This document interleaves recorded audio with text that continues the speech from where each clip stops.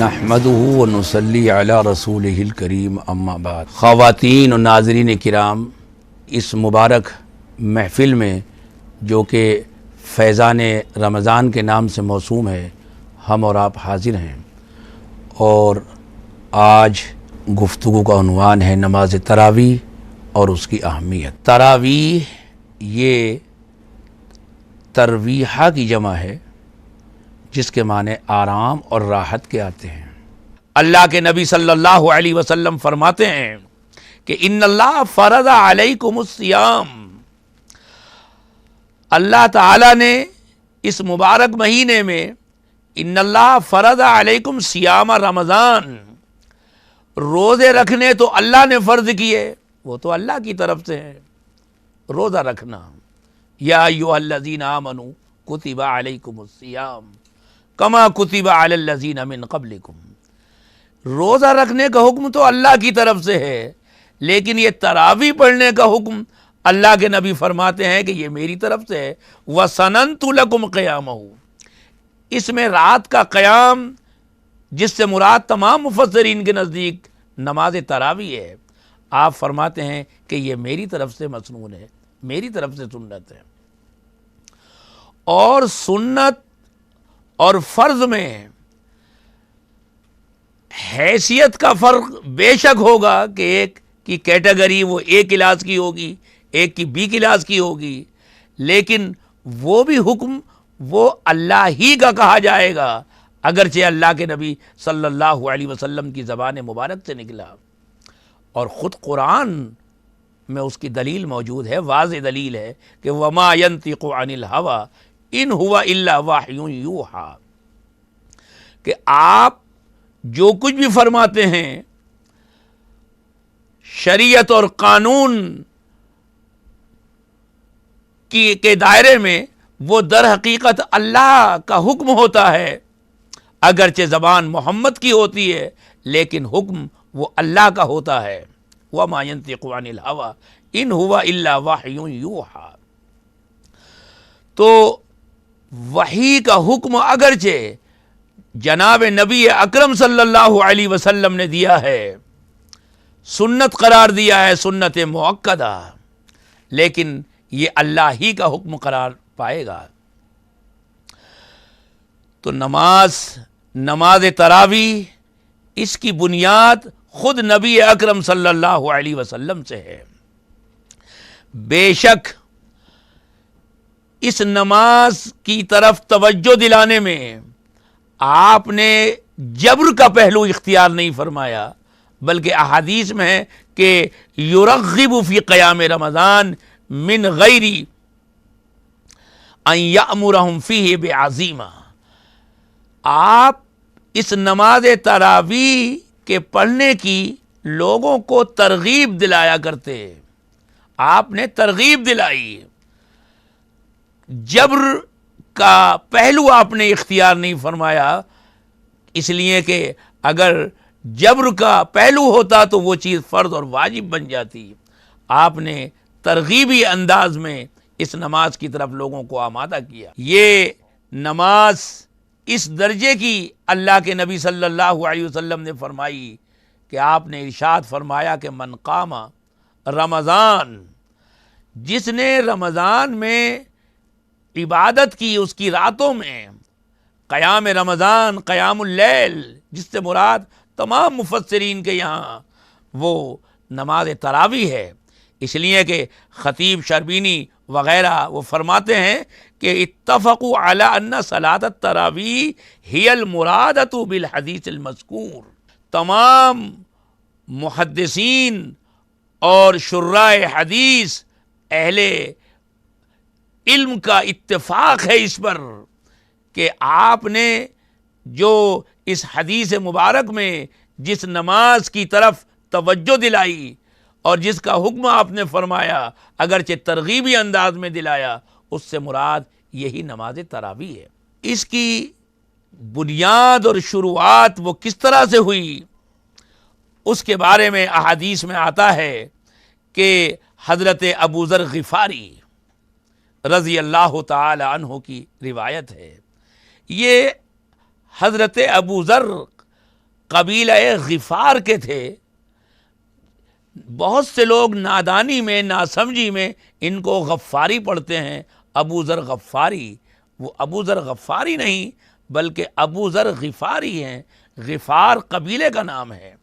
حضرت ابو ذر غفاری رضی اللہ تعالی عنہ کی روایت ہے کہ سمنا مع رسول اللہ صلی اللہ علیہ وسلم رمضان، ہم نے رمضان کا روزہ نبی اکرم صلی اللہ علیہ وسلم کے ساتھ رکھا. غالباً یہ آخری روزے کی بات ہے جو آپ کی حیات مبارکہ میں پیش آیا.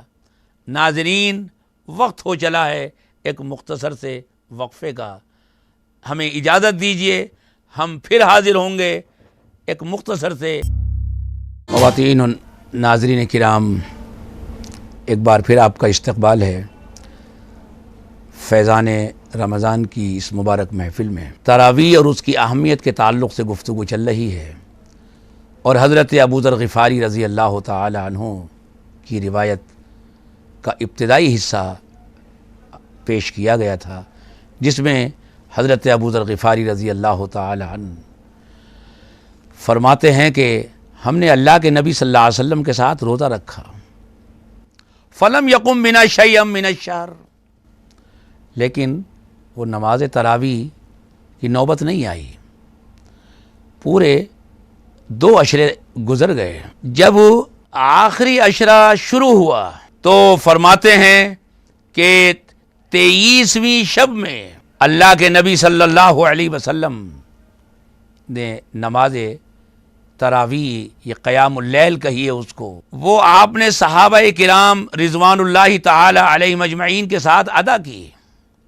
چونکہ پہلے سے کوئی اطلاع نہیں تھی، اس لیے مسجد میں جو لوگ موجود تھے صرف وہ حاضر رہے، اس نماز میں وہ شامل ہوئے.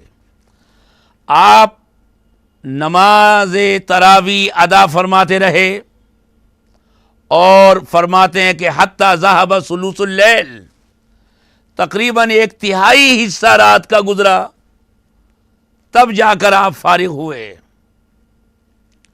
اگلے دن اس نماز کا چرچا ہوا کہ آپ نے نماز پڑھائی. لوگ اس اشتیاق میں بہت سارے اگلے دن گویا 24ویں شب میں مسجد کے اندر موجود رہے، لیکن آپ نے اس روز نماز تراویح ادا نہیں فرمائی. 25ویں شب میں گویا طاق رات، اس میں آپ نے پھر نماز ادا کی صحابہ کے ساتھ.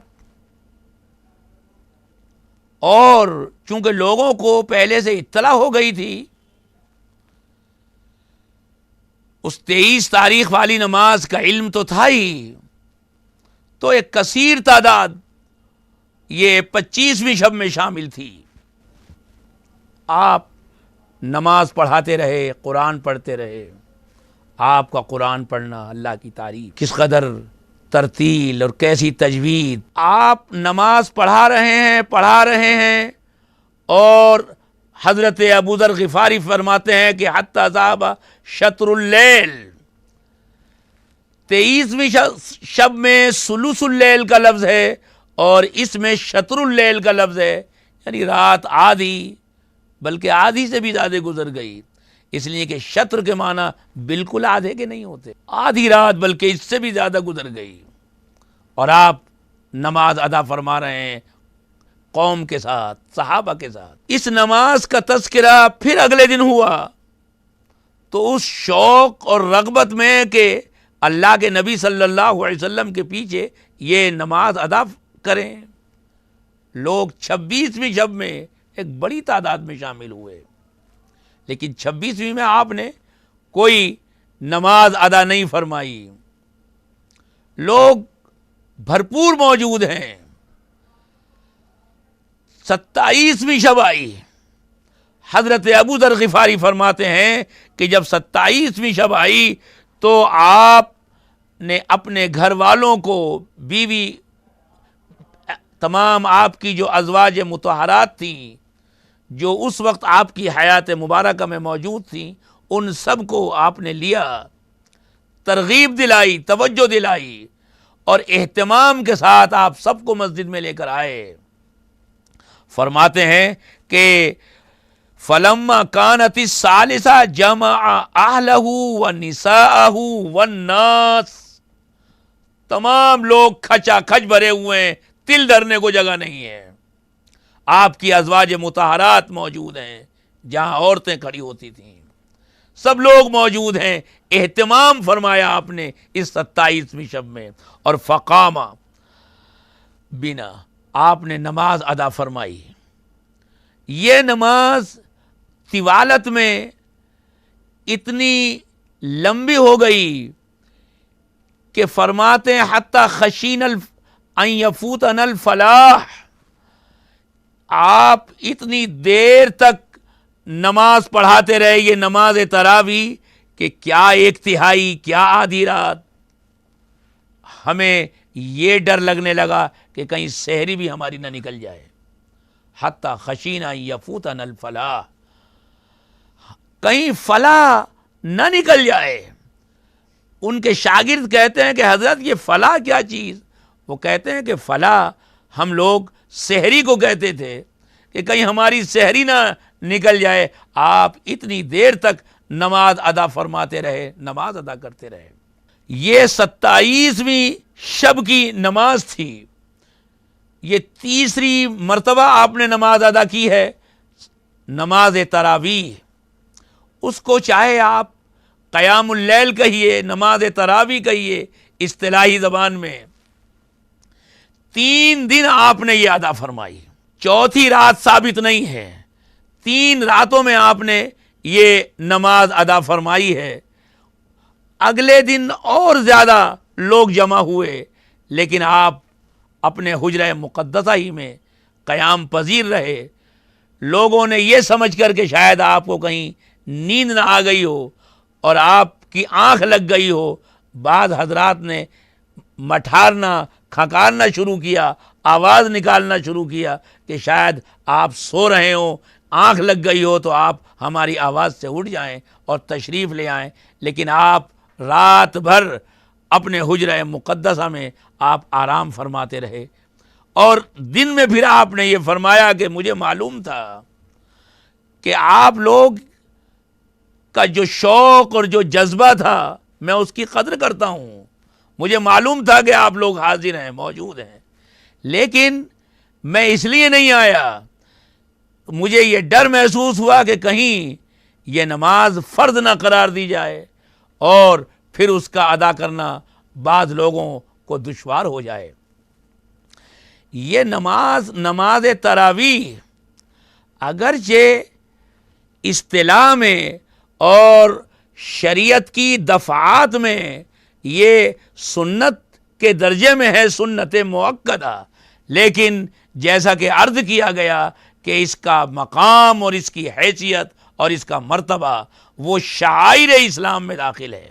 اللہ کے نبی صلی اللہ علیہ وسلم کے مبارک دور میں اور پھر حضرت ابوبکر صدیق رضی اللہ تعالی عنہ کے 2-2.5 سال کا جو عرصہ خلافت گزرا ہے، اس میں یہ نماز اسی طرح ادا ہوتی رہی کہ کوئی تنہا پڑھ رہا ہے، کوئی 2-4 مقتدیوں کو لے کر پڑھ رہا ہے، کسی کے پیچھے 10-20 نمازی ہیں، کسی کے پیچھے 150 کھڑے ہوئے ہیں، مسجد ایک ہے لیکن 10 جگہ 20 جگہ نماز تراویح ادا ہو رہی ہے۔ حضرت عمر فاروق رضی اللہ تعالی عنہ اپنی خلافت کے 2 سال گزرنے کے بعد جو رمضان ان کا دوسرا رمضان آیا سن 14 ہجری میں، انہوں نے دیکھا کہ لوگ یہ نماز ادا کر رہے ہیں،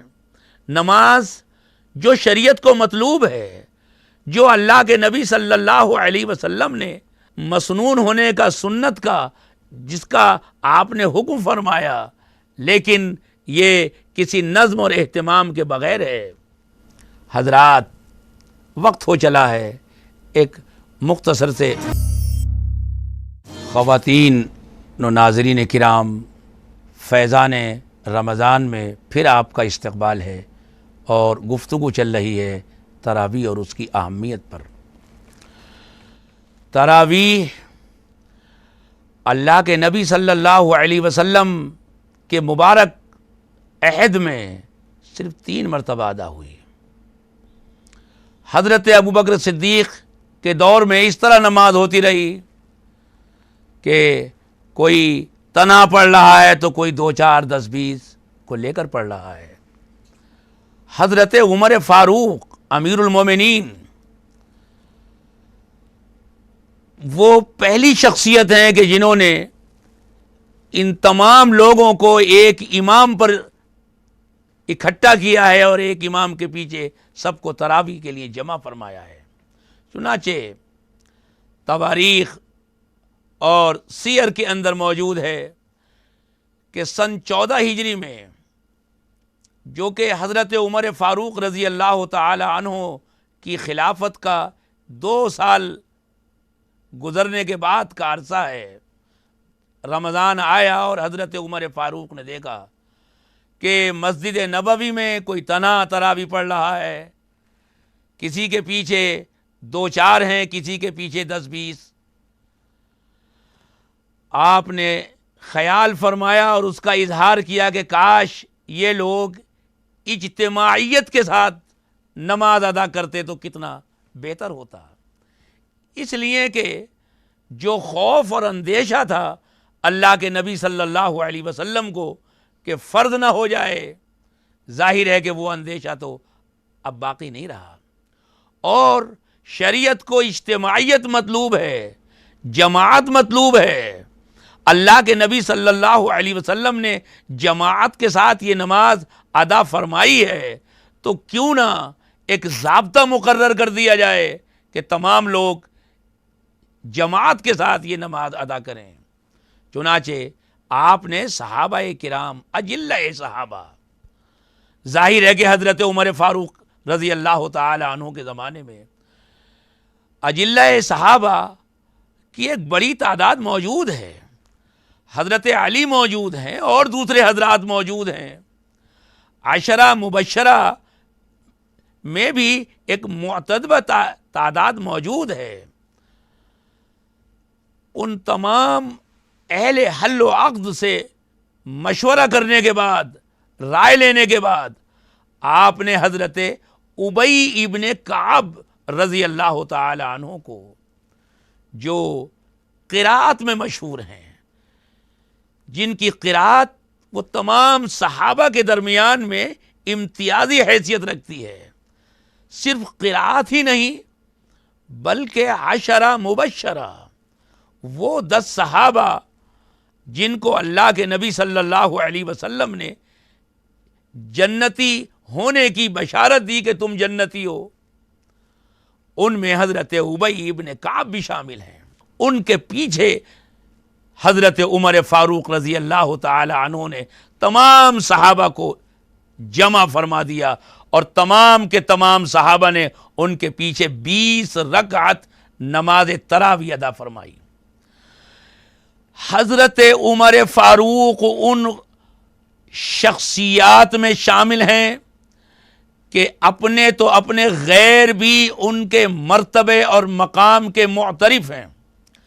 حضرت عمر فاروق وہ ہیں جن کے بارے میں اللہ کے نبی نے فرمایا کہ حق عمر کی زبان پر چلتا ہے۔ حضرت عمر وہ ہیں کہ جن کے بارے میں آپ نے فرمایا کہ میرے بعد اگر کوئی نبی ہوتا تو عمر کی شان تھی۔ پھر ایک عمر ہی نہیں، تمام کے تمام صحابہ اس عمل پر راضی ہیں۔